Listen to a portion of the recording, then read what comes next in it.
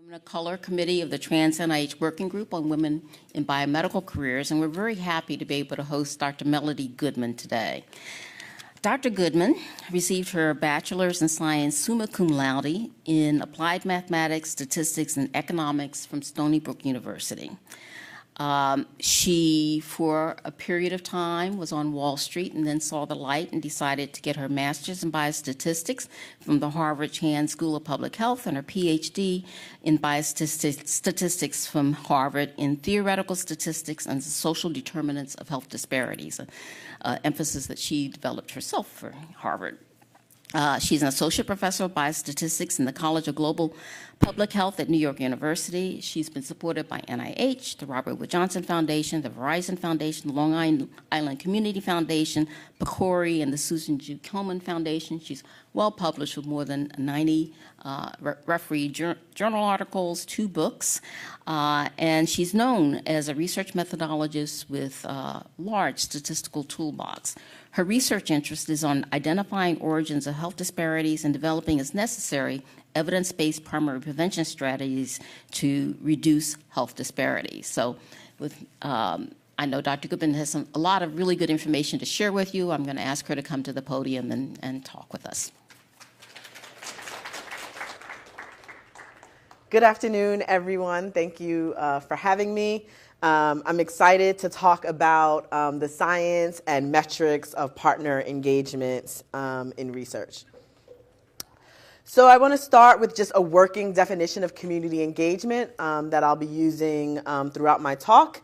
And this is the process of working collaboratively with and through groups of people affiliated by geographic proximity, special interest, or similar situations to address issues affecting the well-being of those people.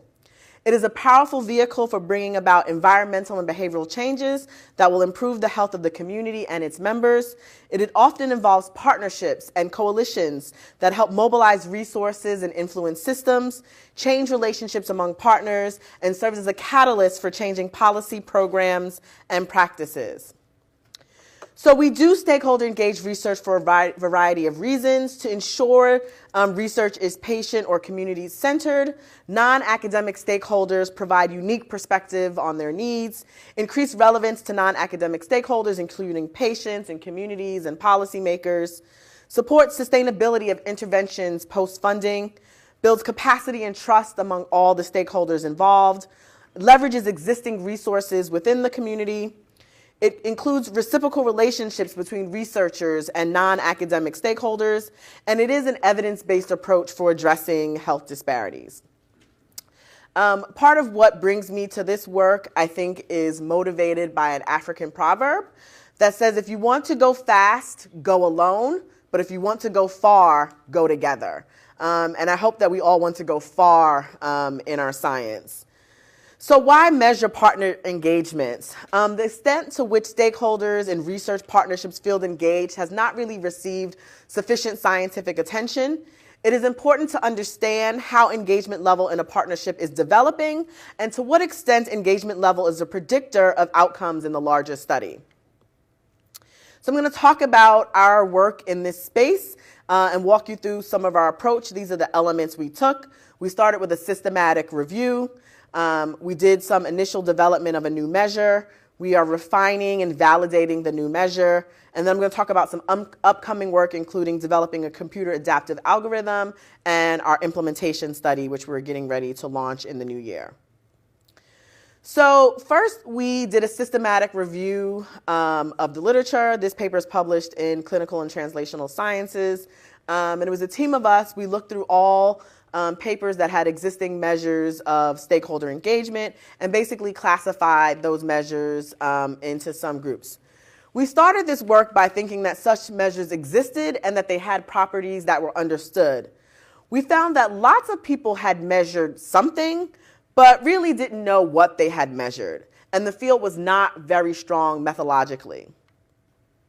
The existing measure we found came in 2 camps, and so we grouped them in this way.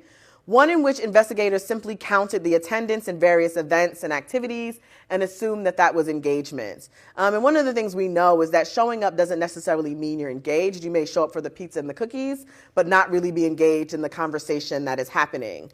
And then the other set of measures fell in the camp in which investigators measured some constructs that was possibly related to engagements, but neither way had been validated or corroborated.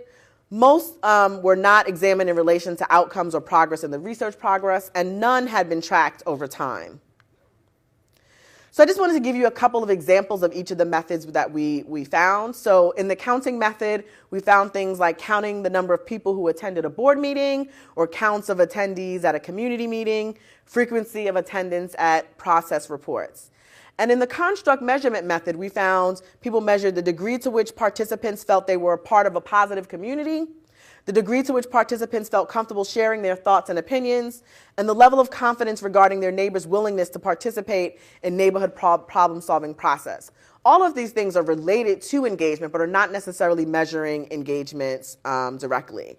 So we developed an initial measure, a quantitative measure of developments, and I'll talk a little bit about that.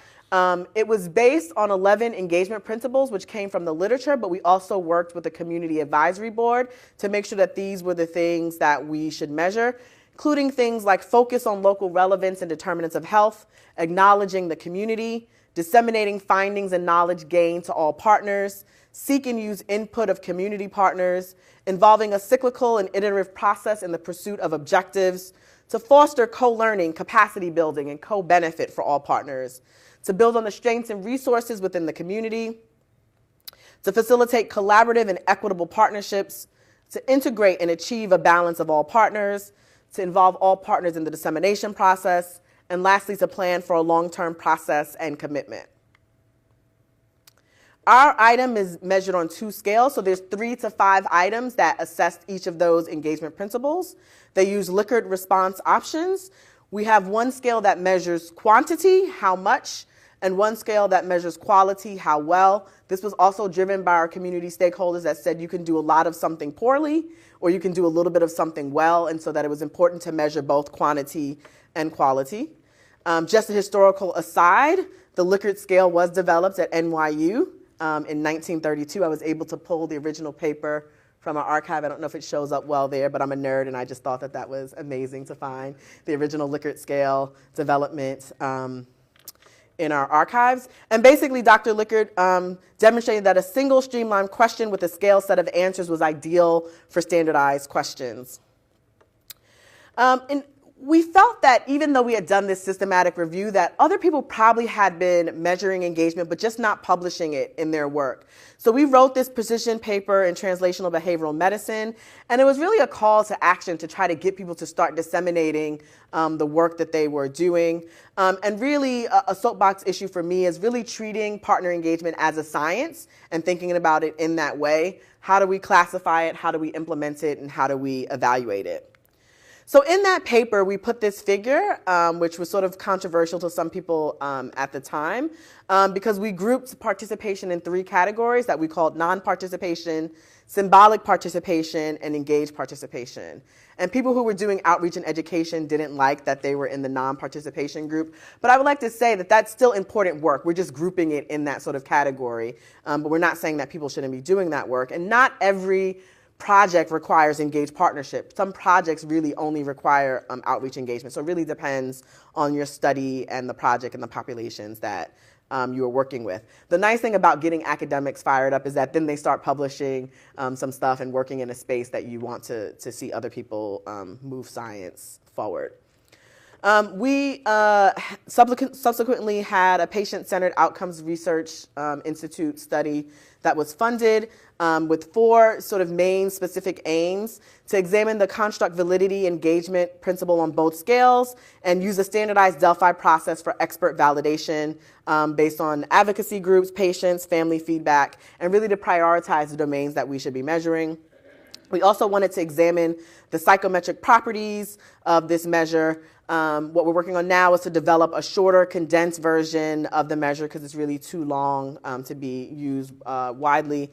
And then at the beginning of the year, we're going to evaluate its implementation into patient-centered outcomes research studies that are ongoing. So our phase 1 was a Delphi process. And so just a little bit of background on the Delphi technique. It is a method for collecting and organizing informed opinions from a group of experts using an iterative process. It is often used in survey instrument development.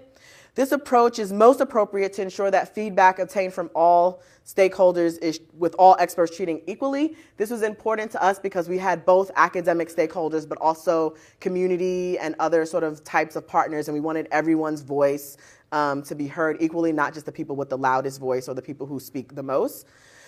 This Delphi technique afforded a stakeholder-engaged measurement development process, which we actually think is really important, and one of the biggest outcomes of our study is that if you're developing a measure, you should really engage the population that will be taking that measure in the measure development.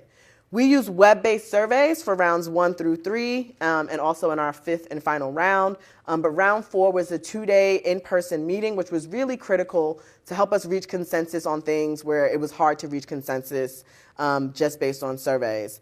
The responses to the surveys were analyzed by the investigator team, and each member of the Delphi panel received a summary report that showed their responses along with responses from other members of the Delphi panel, stratified by whether those members were academic members or community or patient stakeholders. So people could see the different voices and who was saying what, but that was anonymous. So they only saw their response and then grouped responses from everyone else. So we used this 5-round Delphi process, and we started with things like demographics just to sort of know who was in our Delphi process. And we actually started with the engagement principles themselves. Did we agree that these were the things that should be measured? And some items, and we also looked at some other existing measures. One of the things that became really clear to us in this process was that definitions were important so that we could be on the same page. So we worked through definitions for each of the engagement principle titles. And we also developed some scenarios. So we have levels of engagement like I showed you in that first figure, and we have scenarios that align with each of those engagement levels so that people could be on the same page about what does it mean to be doing outreach, what does it mean to be consultation, what does it mean to be doing cooperation level research. And then all of these things were iterative, so anything that didn't reach consensus is then brought to the next round. And like I said, the 2-day in-person meeting was amazing. These were a highly engaged group of people, but they gave us really great feedback. And we learned that a lot of it was about language. And we had the great fortune of having an editor participate in that 2-day meeting, so she really helped us craft language that then enabled us to reach consensus for the participants. And before each round, they were given a summary of sort of what happened in the last round, and they were prepared to take their web-based survey or we did some polling at the in-person meeting. So panelists in each round are encouraged to reconsider their previous responses and only if appropriate to change their previous responses in light of the replies and comments from other panelists. We were not trying to force consensus. We thought it was important for people to stand their ground when they thought that was important, but we wanted them to give us strong justifications of why they disagreed. And so we were ultimately able to reach consensus. Like I said, a lot of it was about language, which we were able to fix. Our version of consensus was 80% agreement among our Delphi panelists, so we were just trying to reach 80% agreement. So these are the participants that participated in that 2-day meeting. It was April in New York City. It was a great time, and they were locked in a conference room for 2 days talking about engagement. And we were right across the street from the park. So this was a great group of dedicated people who were really sort of interested and invested in this work. Our Delphi panelists were primarily female, primarily African American. Most had graduate level education. We purposely had more community stakeholders than academic stakeholders just because we wanted that voice to be amplified a little bit more. We wanted representation from all the regions. Most had lots of experience doing research and particularly community engaged research, but we did have one participant who was new to this type of work because we thought it was important to have the perspective of someone who had not been engaged in this type of work before to see how they would respond to some of the items. So we recently released some of the work from this Delphi panel, which is really to do a content validation. Are we measuring the right things? Are we thinking about these things in the right way? So I'm not going to go through all this information, but I do want to show you that we kept meticulous track of the number of items that we started with, which was 48, And then how many items were not changed, dropped. We were trying not to add items, but items were added in round one, and I'll talk about why that was, and how many items were modified, including some items were moved from one engagement principle to another. And we did this for each round to sort of keep track of how things were sort of progressing as we went through the 5-round Delphi process. So we went from 48 items at the beginning of the process, and we ultimately ended on 32 items. Still too long. We're working on cutting it down, but this was a way for us to sort of start to hone in on what the key points were. The main thing that came out of the process is we went from measuring 11 engagement principles down to 8. The first 7 are from the 11, although some of them have been reworded. The last one was added, which was an important one that our community partners brought out, which is about trust. So the last engagement principle is build and maintain trust in the partnership. And that was one of the things that they felt was hinted at in some of the other engagement principles, but wasn't spoken directly, and felt they needed to do it. We also named our measure, so it's called the Research Engagement Survey Tool. We call it REST, and we think every PI should stop and take a rest at some point if they are doing engagement type work. We also looked at consensus of all of the titles, and we were able to reach high levels of consensus for all of the titles, meaning what we were trying to measure. And then we went item by item to make sure that there was consensus on each of the items. I'm not going to walk through this, but I just wanted to show you that we really went through all 8 engagement principles. Like I said, they all are measured by 3 to 5 items, and to make sure that there was consensus. We had really strong consensus among stakeholders, but if any of you work with researchers or academics, it's really hard to reach consensus among that group. So we think these are really good numbers, even though there was often 1 or 2 people who didn't necessarily agree. Overall, we had over 80% for all of the items. So once we had our measure, we thought it was important to test this measure in practice. We had a longitudinal study, which was 4 waves. Our goal was to enroll 500 people that had been engaged in some sort of research study. We were able to consent 487. We had a variety of number of people who completed each of the surveys, which we started to release in July of 2017, and we just closed our surveys at the end of September of 2019. We had 391 people complete at least one survey, and 324 people complete all surveys. And as you would expect, there's some attrition across the 4 waves, but they're all higher than 300, so we think we did a good job. You'll see that there's a big gap between when Survey 3 and when Survey 4 was released. So Survey 3 was released in March of 2018, and it took us almost a year before we released Survey 4. And that's because we did some cognitive response testing in between Survey 3 and Survey 4. And this was really to ensure, so one of the things I mentioned was that our Delphi panelists were highly educated, but we wanted to make sure that our item really worked for all populations, and that was at a level that was really readable and understandable to everyone. And even though I'm a survey research methodologist, our cognitive response testing brought out things that we should have picked up on, like double-barrel questions and things that were complex. But we also had some terms that people just thought were really complex. We used the term dissemination and governance and intellectual property and capacity and what whose capacity and all those types of things. And so we worked on those types of complex questions. There was some confusion in the question stem. I shouldn't say confusion. Lots of people thought the original question stem was what academics are doing, so it was unidirectional. So now the question stem is all partners, so it's really a bidirectional, asking what everyone who's participating in the study does. And I'm a statistician, so I don't love this, but one of the things we did add was a not applicable option for all of the items, just because some things don't apply. If you're at the beginning of a study, you may not be thinking about dissemination yet or know a lot about how dissemination will work. So we modified the measure based on cognitive response testing, and then that's why the Survey 4 was released a little bit later. We originally proposed that we would just recruit people from Washington University in St. Louis and the University of Washington, but one of the things that came out in our Delphi process is that engagement is different by population, but also by region. And so we decided to actually open this up and do a broader national study. So this is a map of where participants from. You see most are in Missouri because that's sort of where we started before we did the expansion.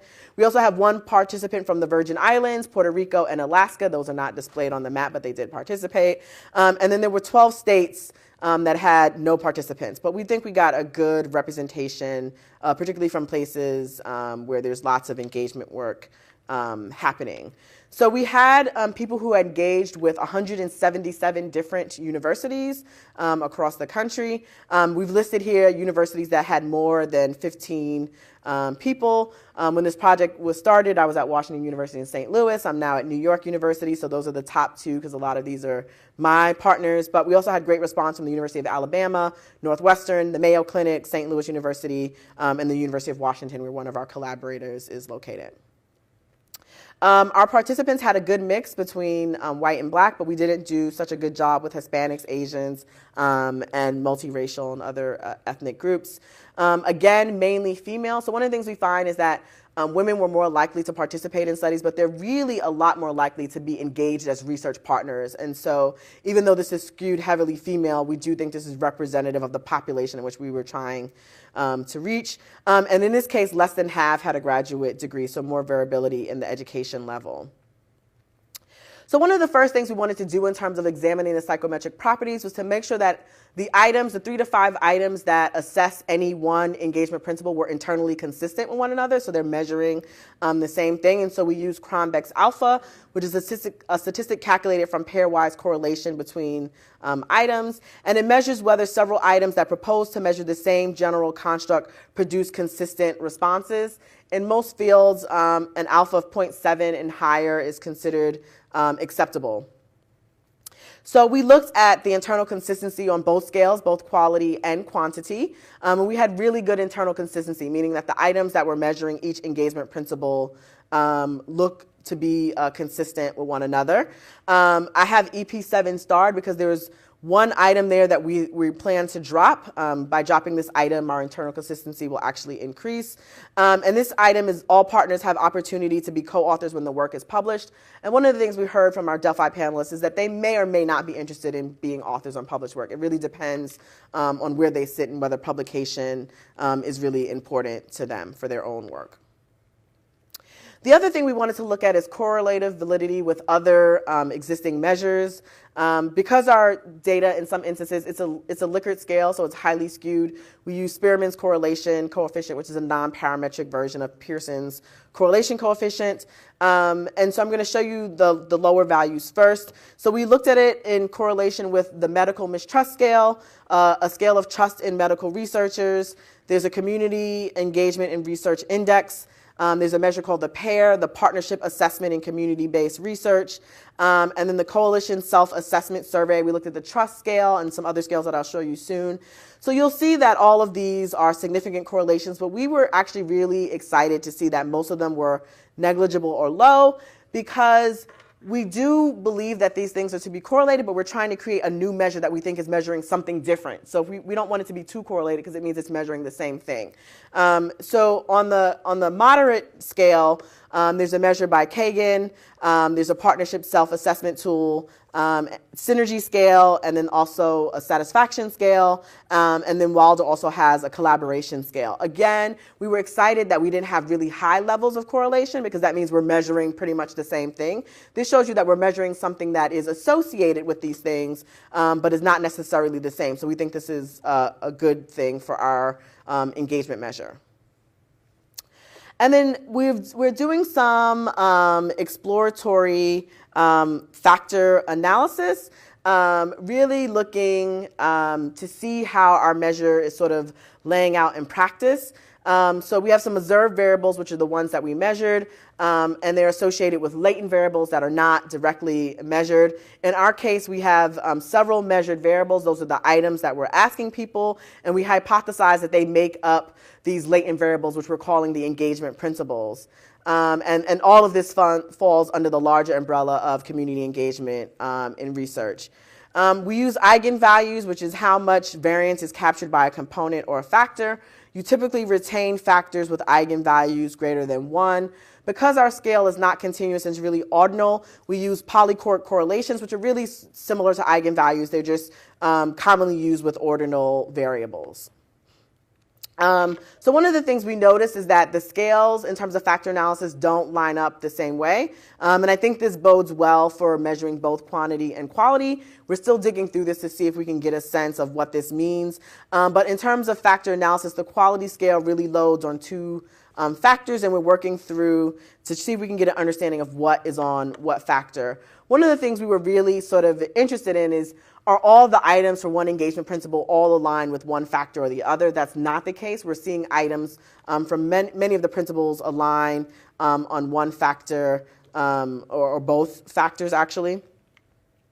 And then there's some items that actually loaded on both items, and so we're looking at which one they loaded heavier on. One about partners having the opportunity to share ideas, input, and leadership responsibilities, and to share in the determination of the project structure, and the like. And so really trying to understand, do these items belong on one factor or the other? Similarly, for quantity, instead of falling on 2 factors, it actually falls on 4. And we have some, at least, inclination here where these fall. There's a set of items that really look at the length of the partnership. There's a set of items that are looking at trust. There's a set of items that are looking at value. And then it seems like everything else is grouped into that 4th factor. But again, we were trying to see which engagement principles were aligned with which factors, and if they were on multiple factors. Like you can see engagement principle 1 is some items are on factor 1, but some items are on factor 4. So we're really trying to work through what all of this means in terms of the way our scale is performing in practice. And here we're looking at items that cross-loaded on both scales. One, is this an opportunity to drop items? Are they not really that informative? Particularly, there were 2 items that didn't load on any of the scales, and so we think this may be a place that we can maybe cut some additional items. So the first figure I showed you sort of had a stacked way of thinking about engagement levels in terms of bins of non-engagement, symbolic engagement, and sort of full engagement. And we were really originally thinking about engagement as a continuum. So you could be anywhere on this engagement continuum, and not that being on one end or the other is more valuable, but just really thinking about where your study falls on this continuum, because that's likely to drive the scores that you're getting for engagement. But in practice, so one of the things we asked the people on the survey is to talk about a specific project, and we reminded them each wave which project they were talking about. And then we gave them the definitions that we had been using for the classification levels, and we asked them to classify where they felt their project fell on this engagement scale. And one of the things that was sort of stark to us is that outreach and education, which we had been considering at one end of the spectrum, actually had higher mean scores than consultation, and in some cases, cooperation. And so it wasn't performing exactly the way we thought about it. And then we started to sort of really think through how we were laying out the continuum. And so this is where you'll see that I'm a biostatistician, because now we have 2 axes instead of 1. Because I think in terms of engagement, it's really important to think about it in 2 aspects. One is the academic researcher's output to non-academic stakeholders, and the other is non-academic input into academic research. And we think outreach and engagement is unique because even though it's not high on non-academic input into research, it is really high in what communities can benefit from academics going out and putting their outreach into that, their work out into the communities that they're trying to serve. So now we're thinking about this on sort of a 2-axis level, and you'll see that they're not exactly in line, but we think they sort of line up in a great way. So outreach and education is slightly higher on what would be the y-axis and lower on the x-axis, whereas consultation is higher on the x-axis but lower on the y-axis, and then sort of in lockstep, cooperation, collaboration, and partnership. And the way we're defining collaboration versus partnership is collaboration is exactly what you think it is full, strong collaboration, and partnership is sustained collaboration, so for more than one project. So basically, collaboration is happening over time. So we are now headed into phase 3 of our study. And this is some of the stuff that I'm, as a statistician, really excited about. So we originally thought that we would be able to reduce this measure in the Delphi process, and we did a bit, but not as much. And we thought through some of the psychometric analysis we would reduce it, but it looks like an item here and there. And so one of the things that we are working on now is to develop a computer adaptive algorithm. So this will allow us to reduce participant burden on the fly. And think about it like taking the SAT or the GRE.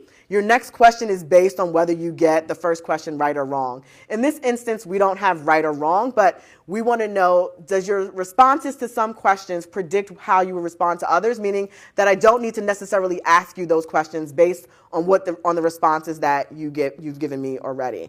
So computer adaptive algorithm is a method for administering assessments that merges computer technology with modern measurement theory to increase efficiency and reduce participant burden. Our measures so far have been given using Qualtrics, which is a web-based survey tool. So this allows us to really build this into the survey instrument.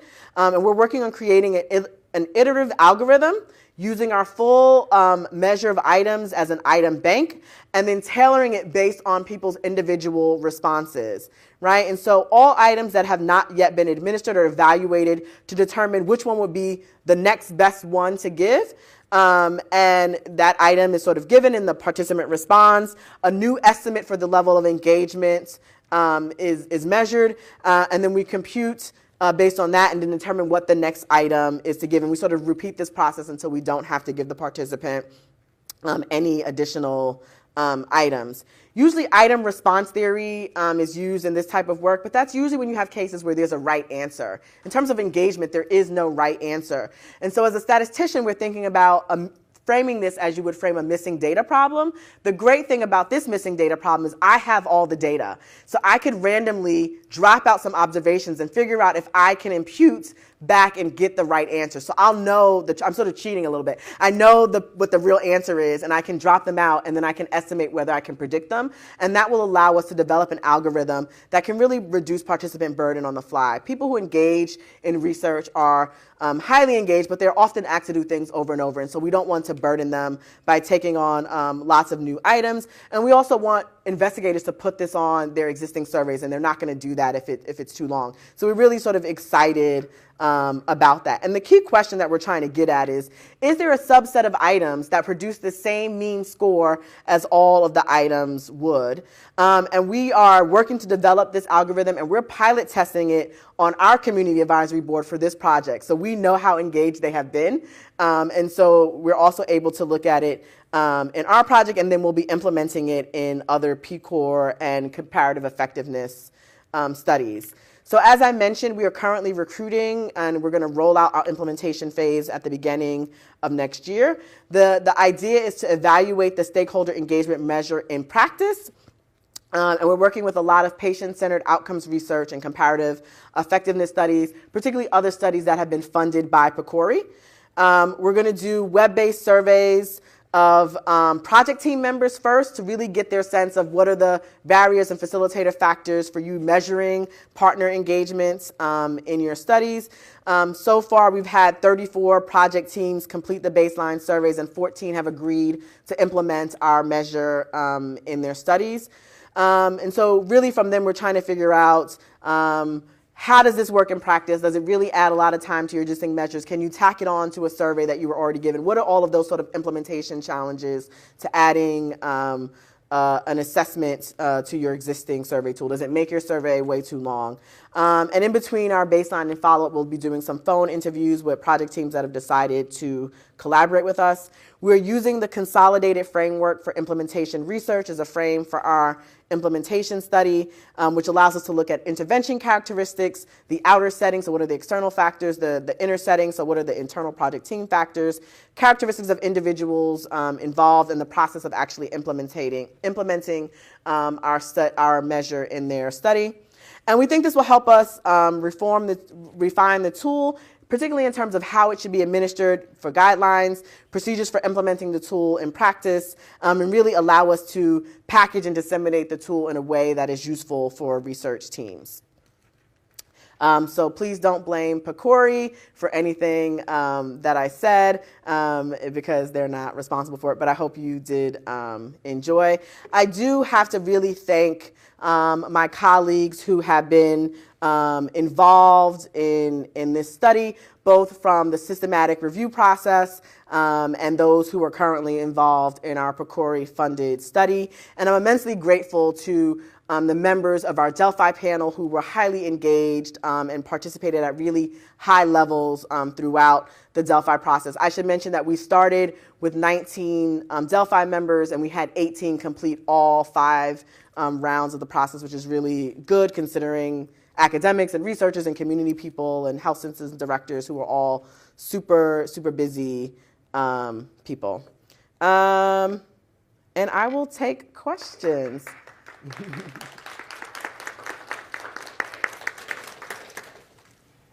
We'll ask people to come to the microphones in the aisle to ask questions, and I'll start off with a question.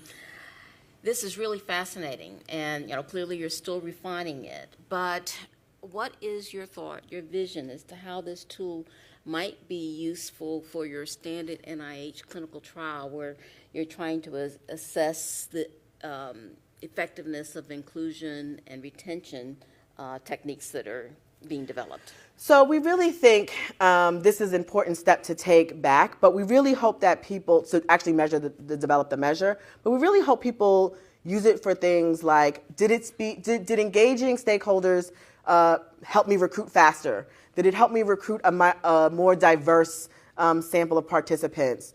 Did it make me refine my research question in meaningful ways? Did it help me implement my work in practice, in a practice setting, in a better case? So we really hope that people will be able to use it and really look at it in terms of how it really impacts some of the key components of research that are not necessarily the effectiveness of my intervention, which people already sort of measure, but does it really help me in implementing the research that I'm working on?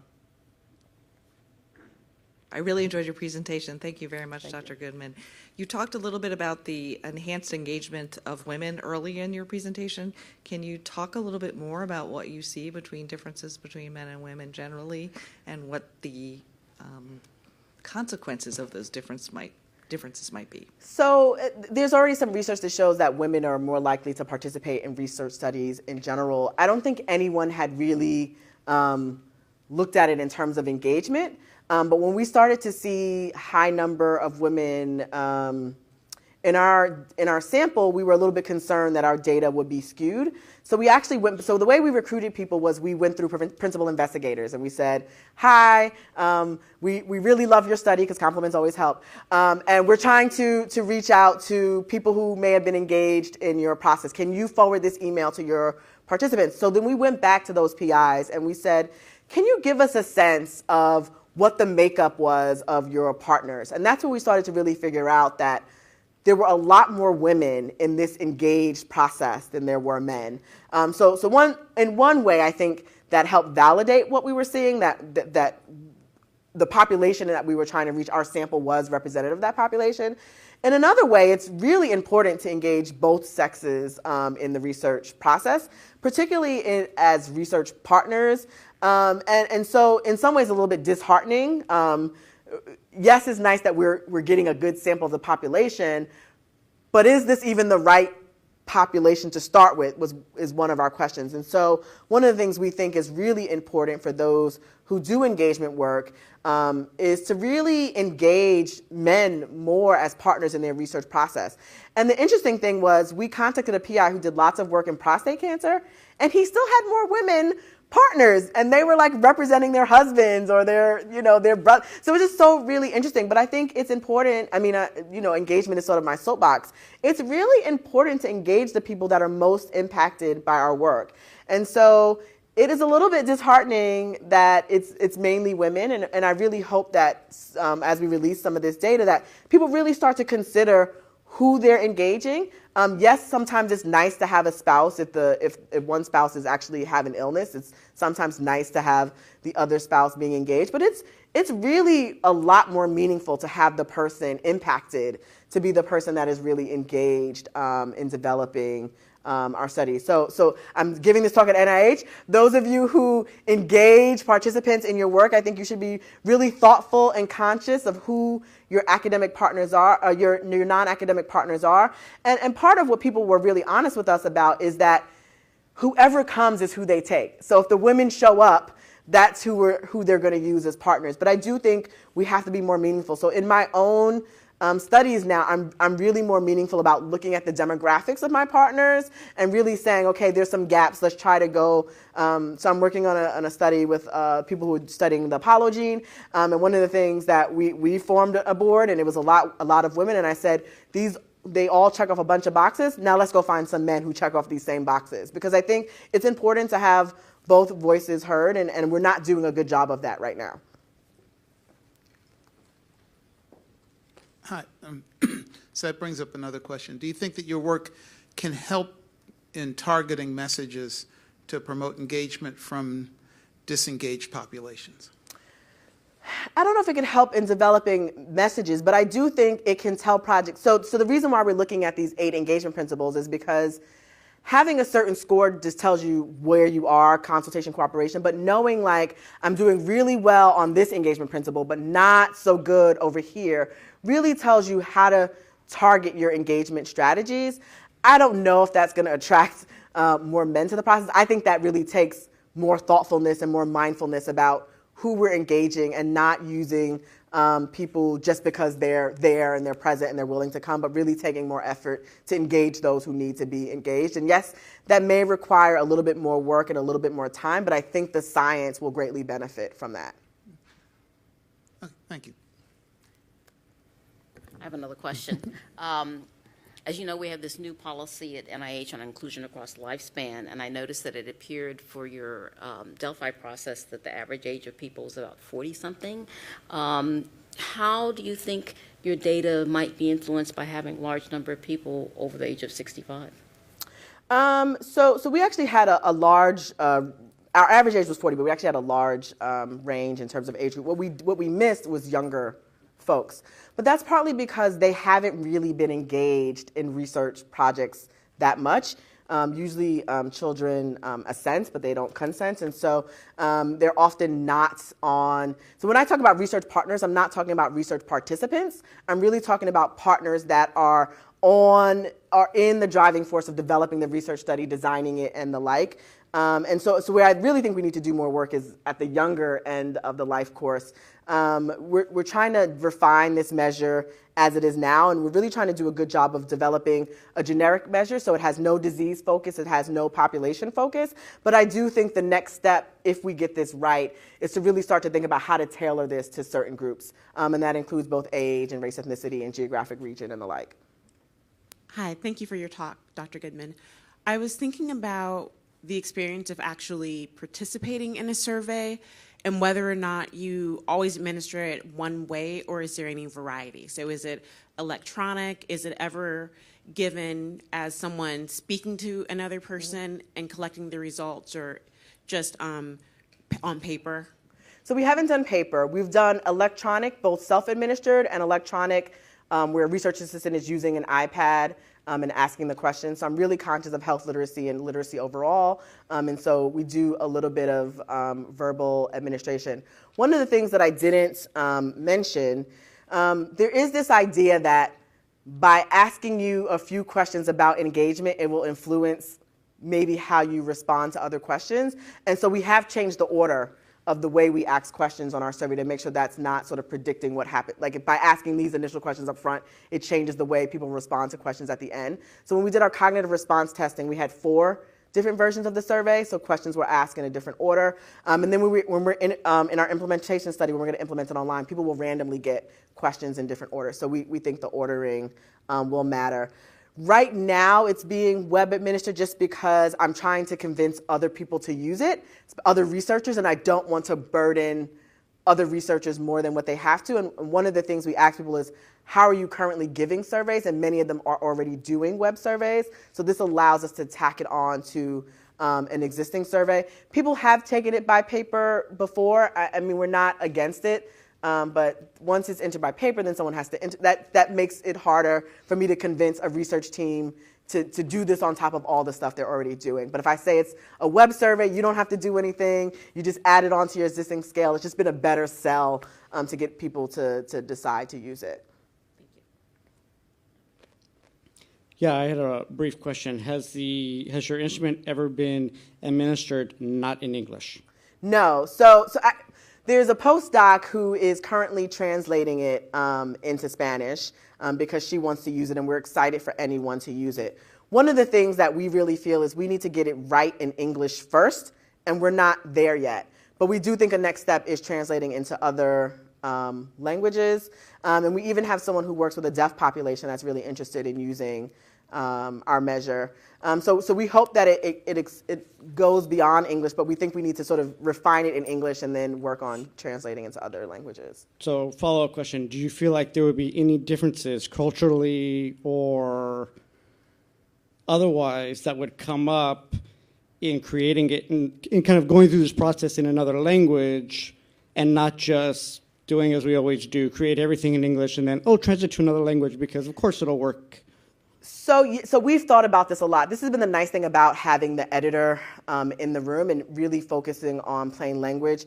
I do have some concerns that sometimes something is at a readable scale in English and then we directly translate it into another language and it moves from like 6th grade level to 9th grade level just through the translation process. I don't know the answer to that yet, and I won't know until we start testing in other languages, but we're really cognizant of making sure that our measure is at a really readable level. They're all sort of short items that really now use plain language.